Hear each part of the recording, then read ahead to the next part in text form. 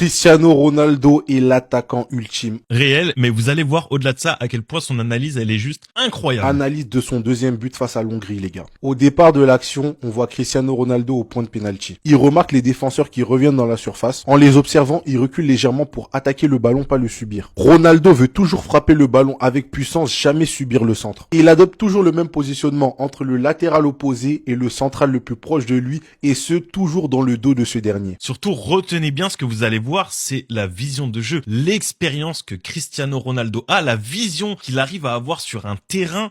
C'est beaucoup trop fort. Pourquoi, à votre avis? Pour avoir un œil sur le centreur, sur le défenseur le plus proche de lui et sur le but. Et le défenseur qui a Cristiano Ronaldo au marquage, lui, il est perturbé. Soit il regarde le centreur, soit il regarde Cristiano Ronaldo, mais il peut pas faire les deux. Et regardez Cristiano Ronaldo, toujours en mouvement. À chaque fois qu'il pense que le ballon va arriver, il est déjà prêt à l'attaquer. Et c'est ce qui s'est passé sur le but, c'est que il le regardait, il a vu le centre de Nuno Mendes et il était déjà prêt, déjà en position pour aller récupérer la balle et la mettre dans les cages. Et c'est fort. J'ai coupé, hein. Vous allez voir, il va en parler. Mais c'est trop fort. Et dès que le ballon ne vient pas, il se réajuste encore une fois, prêt à attaquer le ballon à n'importe quel moment. Il est toujours prêt. Avec lui, rien n'est laissé au hasard. Son but est simple, être prêt à attaquer le ballon au bon moment. Et comme je vous l'ai dit, son positionnement perturbe le central adverse. Il est là, il regarde le ballon, mais il sait qu'il y a Cristiano Ronaldo dans son dos, donc il fait que jeter des coups d'œil. Mais il est pas serein en fait. Et vous voyez, cette pression, ça peut te faire faire de grosses erreurs, vous allez voir. Surtout que, faut dire les termes, quand t'as Cristiano Ronaldo derrière, tu sais à quel point c'est dangereux. Tu sais qu'il suffit d'une seconde, d'une erreur pour que malheureusement il y ait but. Et ça, réellement, faut le dire, ça fait peur quand t'es joueur. Sur une passe en retraite du Portugal, on voit le central le plus proche de Ronaldo qui demande à sa défense de ressortir. Et là, encore une fois, les gars, Cristiano Ronaldo me choque encore, les frères. Il a cette capacité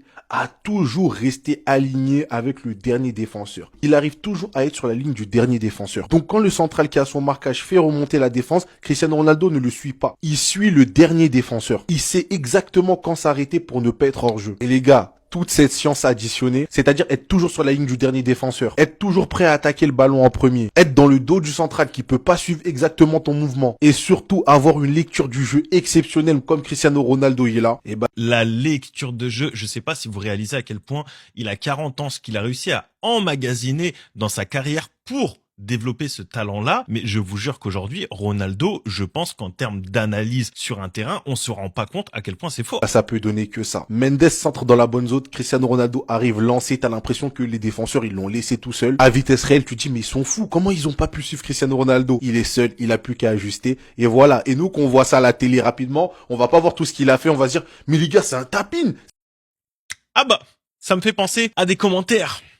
On les connaît, eux. C'est Nuno Mendes qui met le ballon dans la bonne zone. On voit pas tout le travail en amont. C'est pour ça que je vous dis Cristiano Ronaldo, les gars, peu importe son âge, grâce à son expérience, sa lecture du jeu, en fait, il est tellement incroyable et il est tellement chirurgical que même à 50 piges, le mec sera capable encore de marquer des buts. Et ce qui est fou, et encore une fois, c'est ce qu'il vient de dire, en parlant de son âge, Cristiano Ronaldo arrive à compenser le fait qu'il est de l'âge et donc qu'il soit peut-être moins endurant ou ce que tu veux, avec cette lecture de jeu, avec cette expérience qui fait que, encore aujourd'hui, les gars, le nombre incroyable de buts qu'il te met, il est trop fort.